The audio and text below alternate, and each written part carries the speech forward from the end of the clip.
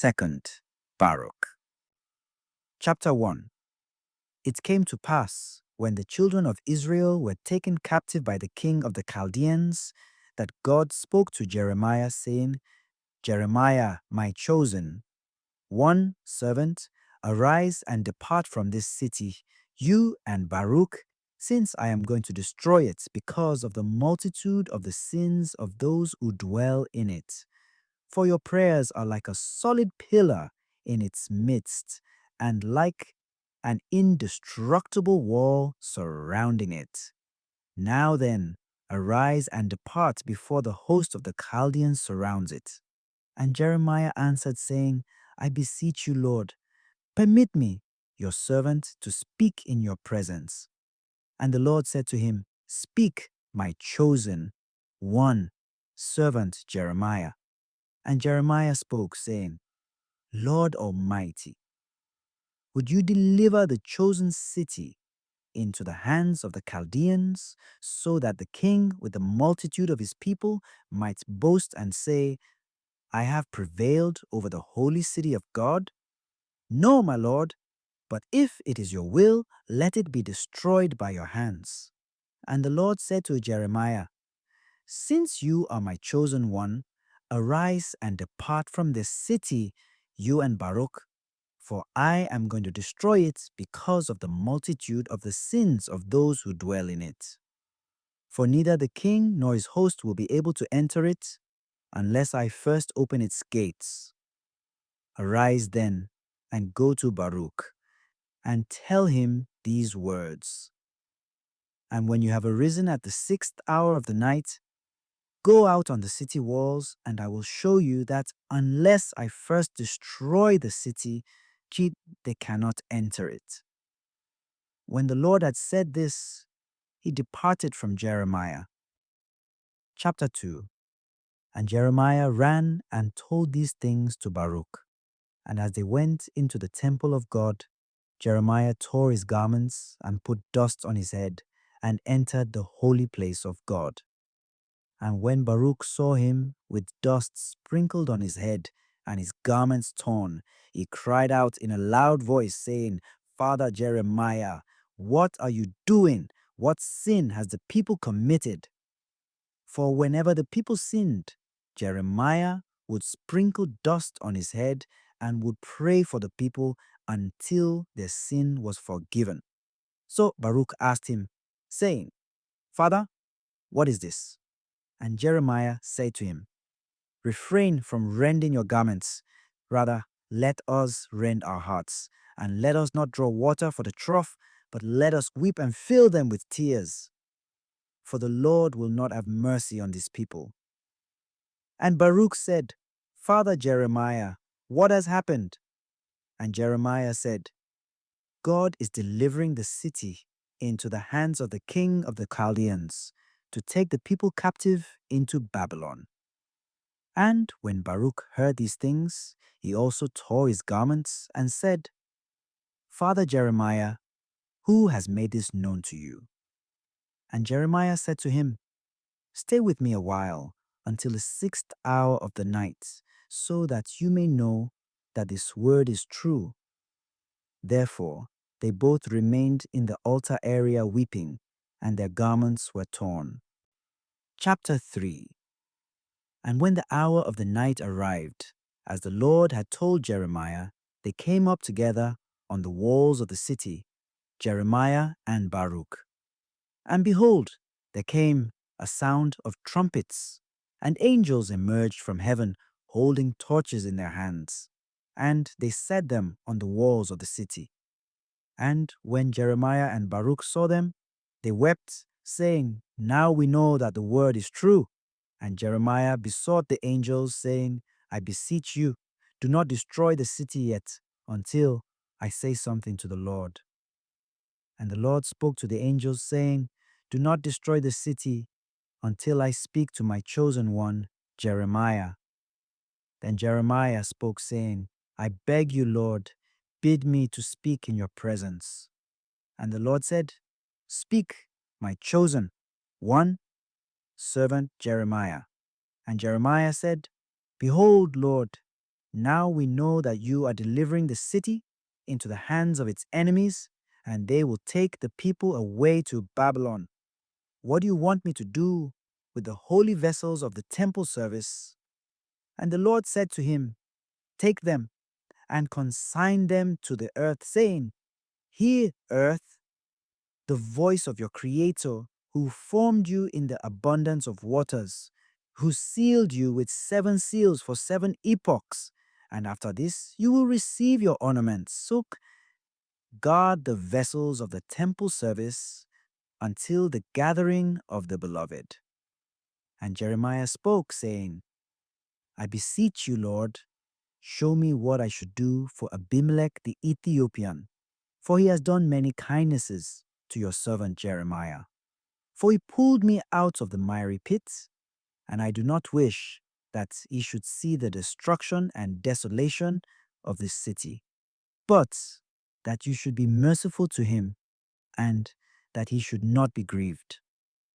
And the Lord said to Jeremiah, "Send him to the vineyard of Agrippa, and I will hide him in the shadow of the mountain until I cause the people to return to the city. And you, Jeremiah, go with your people into Babylon and stay with them, preaching to them until I cause them to return to the city. But leave Baruch here until I speak with him." When he has said these things, the Lord ascended from Jeremiah into heaven. But Jeremiah and Baruch entered the holy place, and taking the vessels of the temple service, they consigned them to the earth as the Lord had told them. And immediately the earth swallowed them, and they both sat down and wept.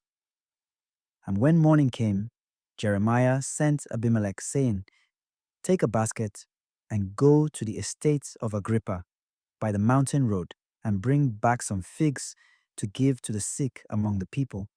For the favor of the Lord is on you, and his glory is on your head." And when he had said this, Jeremiah sent him away, and Abimelech went as he told him. Chapter 4. And when morning came, behold, the host of the Chaldeans surrounded the city, and the great angel trumpeted, saying, "Enter the city, host of the Chaldeans, for behold, the gate is open for you. Therefore let the king enter with his multitudes, and let him take all the people captive."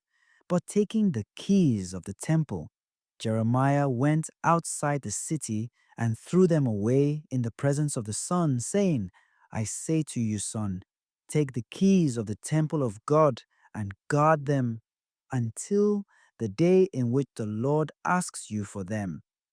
For we have not been found worthy to keep them, for we have become unfaithful guardians." While Jeremiah was still weeping for the people, they brought him out with the people and dragged them into Babylon. But Baruch put dust on his head and sat and wailed this lamentation, saying, "Why has Jerusalem been devastated? Because of the sins of the beloved people. She was delivered into the hands of enemies because of our sins and those of the people. But let not the lawless ones boast and say, 'We were strong enough to take the city of God by our might.' But it was delivered to you because of our sins. And God will pity us and cause us to return to our city, but you will not survive. Blessed are our fathers, Abraham, Isaac, and Jacob, for they departed from this world and did not see the destruction of this city." When he had said this, Baruch departed from the city, weeping and saying, "Grieving because of you, Jerusalem, I went out from you." And he remained sitting in a tomb while the angels came to him and explained to him everything that the Lord revealed to him through them. Chapter 5. But Abimelech took the figs in the burning heat, and coming upon a tree, he sat under its shade to rest a bit. And leaning his head on the basket of figs, he fell asleep and slept for 66 years. And he was not awakened from his slumber And afterward, when he awoke from his sleep, he said, I slept sweetly for a little while, but my head is heavy because I did not get enough sleep. Then he uncovered the basket of figs and found them dripping milk. And he said, I would like to sleep a little longer because my head is heavy. But I am afraid that I might fall asleep and be late in awakening, and my father Jeremiah would think badly of me. For if he were not in a hurry, he would not have sent me today at daybreak. So I will get up and proceed in the burning heat. For isn't there heat? Isn't there toil every day? So he got up and took the basket of figs and placed it on his shoulders.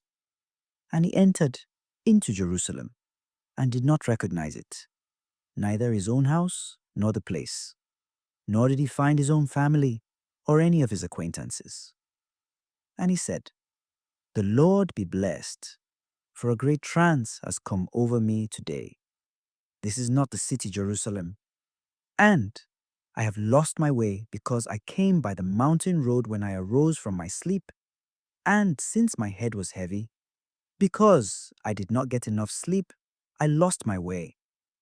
It will seem incredible to Jeremiah that I lost my way. And he departed from the city. And as he searched, he saw the landmarks of the city. And he said, Indeed, this is the city. I lost my way. And again, he returned to the city and searched and found no one of his own people. And he said, The Lord be blessed, for a great trance has come over me. And again, he departed from the city, and he stayed there grieving, not knowing where he should go. And he put down the basket, saying, I will sit here until the Lord takes this trance from me. And as he sat, he saw an old man coming from the field. And Abimelech said to him, I say to you, old man, what city is this?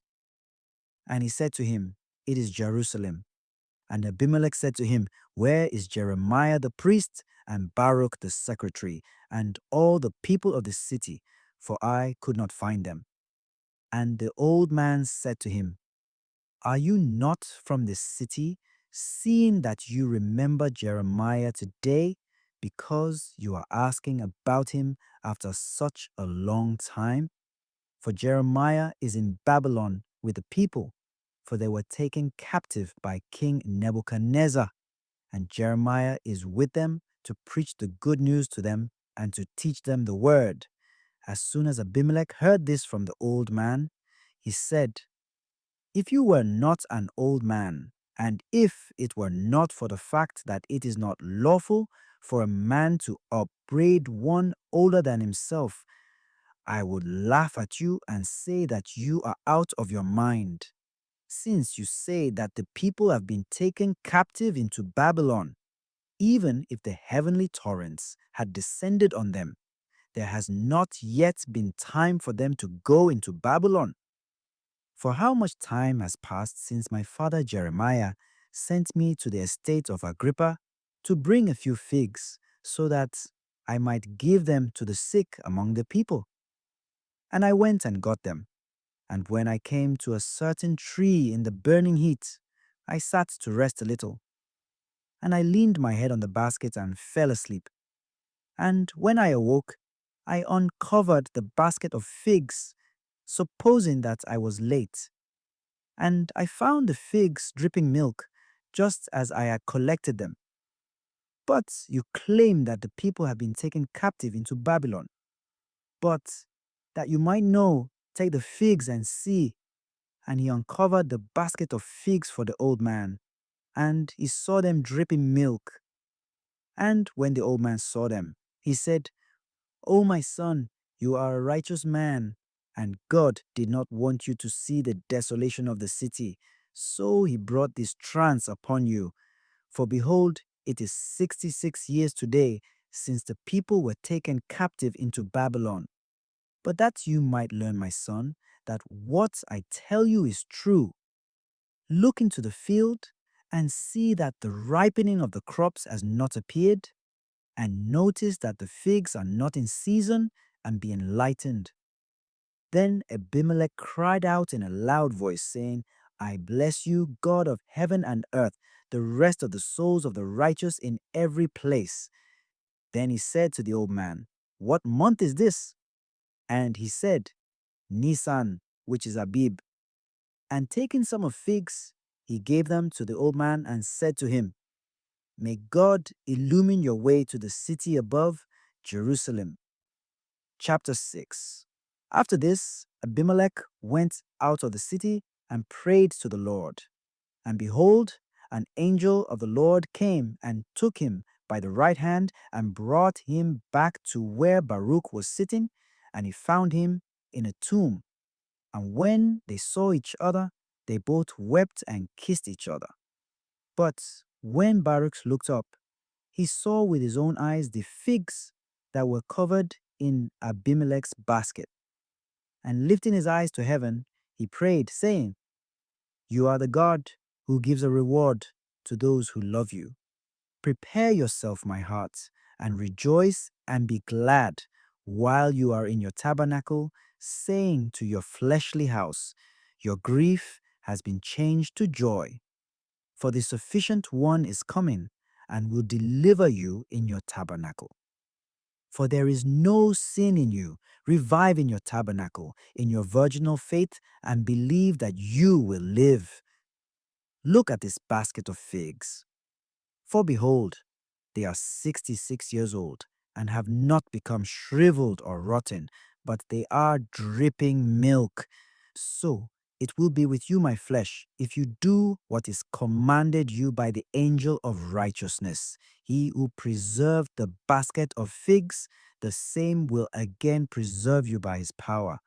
When Baruch had said this, he said to Abimelech, "Stand up and let us pray that the Lord may make known to us how we shall be able to send to Jeremiah in Babylon the report about the shelter provided for you on the way." And Baruch prayed, saying, "Lord God, our strength is the elect light which comes forth from your mouth. We beseech and beg of your goodness, you whose great name no one is able to know. Hear the voice of your servants, and let knowledge come into our hearts. What shall we do, and how shall we send this report to Jeremiah in Babylon?" And while Baruch was still praying, behold, an angel of the Lord came and said all these words to Baruch, "Agent of the light, do not be anxious about how you will send to Jeremiah, for an eagle is coming to you at the hour of light tomorrow, and you will direct him to Jeremiah. Therefore, write in a letter. Say to the children of Israel, let the stranger who comes among you be set apart, and let 15 days go by. And after this, I will lead you into your city, says the Lord. He who is not separated from Babylon will not enter into the city, and I will punish them by keeping them from being received back by the Babylonians, says the Lord." And when the angel had said this, he departed from Baruch. And Baruch sent to the market of the Gentiles and got papyrus and ink and wrote a letter as follows. Baruch, the servant of God, writes to Jeremiah in the captivity of Babylon. Greetings, rejoice, for God has not allowed us to depart from this body, grieving for the city which was laid waste and outraged. Wherefore, the Lord has had compassion on our tears and has remembered the covenant which he established with our fathers Abraham, Isaac, and Jacob. And he sent his angel to me, and he told me these words which I send to you. These then are the words which the Lord, the God of Israel, spoke, who led us out of Egypt, out of the great furnace, because you did not keep my ordinances, but your heart was lifted up, and you were haughty before me. In anger and wrath I delivered you to the furnace in Babylon. If, therefore, says the Lord, you listen to my voice, from the mouth of Jeremiah my servant, I will bring the one who listens up from Babylon. But The one who does not listen will become a stranger to Jerusalem and to Babylon. And you will test them by means of the water of the Jordan. Whoever does not listen will be exposed. This is the sign of the great seal. Chapter 7. And Baruch got up and departed from the tomb and found the eagle sitting outside the tomb. And the eagle said to him in a human voice, "Hail, Baruch, steward of the faith." And Baruch said to him, "You who speak are chosen from among all the birds of heaven, for this is clear from the gleam of your eyes. Tell me then, what are you doing here?" And the eagle said to him, "I was sent here so that you might through me send whatever message you want." And Baruch said to him, "Can you carry this message to Jeremiah in Babylon?" And the eagle said to him, "Indeed, it was for this reason I was sent." And Baruch took the letter and 15 figs from Abimelech's basket and tied them to the eagle's neck and said to him, "I say to you, king of the birds, go in peace with good health and carry the message for me. Do not be like the raven which Noah sent out and which never came back to him in the ark, but be like the dove which the third time brought a report to the righteous one. So you also take this good message to Jeremiah and to those in bondage with him, that it may be well with you.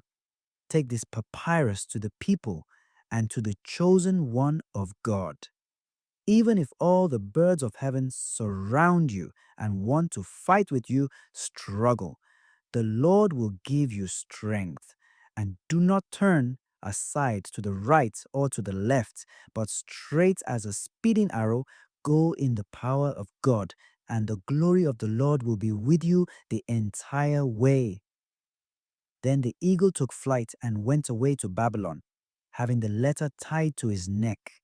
And when he arrived, he rested on a post outside the city in a desert place. And he kept silent until Jeremiah came along, for he and some of the people were coming out to bury a corpse outside the city. For Jeremiah had petitioned King Nebuchadnezzar, saying, "Give me a place where I may bury those of my people who have died." And the king gave it to him. And as they were coming out with the body and weeping, they came to where the eagle was. And the eagle cried out in a loud voice, saying, "I say to you, Jeremiah, the chosen one and servant of God, go and gather together the people and come here, so that they may hear a letter which I have brought to you from Baruch and Abimelech." And when Jeremiah heard this, he glorified God, and he went and gathered together the people along with their wives and children. And he came to where the eagle was. And the eagle came down on the corpse, and it revived. Now this took place so that they might believe. And all the people were astounded at what had happened, and said, "This is the God who appeared to our fathers in the wilderness through Moses. And now he has appeared to us through the eagle." And the eagle said, "I say to you, Jeremiah, come, untie this letter and read it to the people." So he untied the letter and read it to the people. And when the people heard it, they wept and put dust on their heads. And they said to Jeremiah, "Deliver us and tell us what to do, that we may once again enter our city." And Jeremiah answered and said to them, "Do whatever you heard from the letter, and the Lord will lead us into our city." And Jeremiah wrote a letter to Baruch, saying thus, "My beloved son, do not be negligent in your prayers, beseeching God on our behalf, that he might direct our way until we come out of the jurisdiction of this lawless king. For you have been found righteous before God, and he did not let you come here, lest you see the affliction which has come upon the people at the hands of the Babylonians. For it is like a father with an only son who is given over for punishment, And those who see his father and console him cover his face, lest he see how his son is being punished and be even more ravaged by grief. For thus God took pity on you and did not let you enter Babylon, lest you see the affliction of the people. For since we came here, grief has not left us for 66 years today. For many times when I went out, I found some of the people hung up by King Nebuchadnezzar, crying and saying, "Have mercy on us, God Tsar." When I heard this, I grieved and cried with twofold mourning, not only because they were hung up, but because they were calling on a foreign god, saying, "Have mercy on us."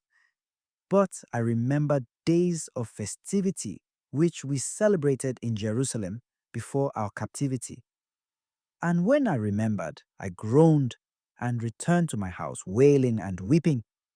Now then, pray in the place where you are, you and Abimelech, for this people, that they may listen to my voice and to the decrees of my mouth, so that we may depart from here. For I tell you that the entire time that we have spent here, they have kept us in subjection, saying, "Recite for us a song from the songs of Zion, the song of your God." Psalm 3-4. And we replied to them, "How shall we sing for you since we are in a foreign land?" And after this, Jeremiah tied the letter to the eagle's neck, saying, "Go in peace, and may the Lord watch over both of us."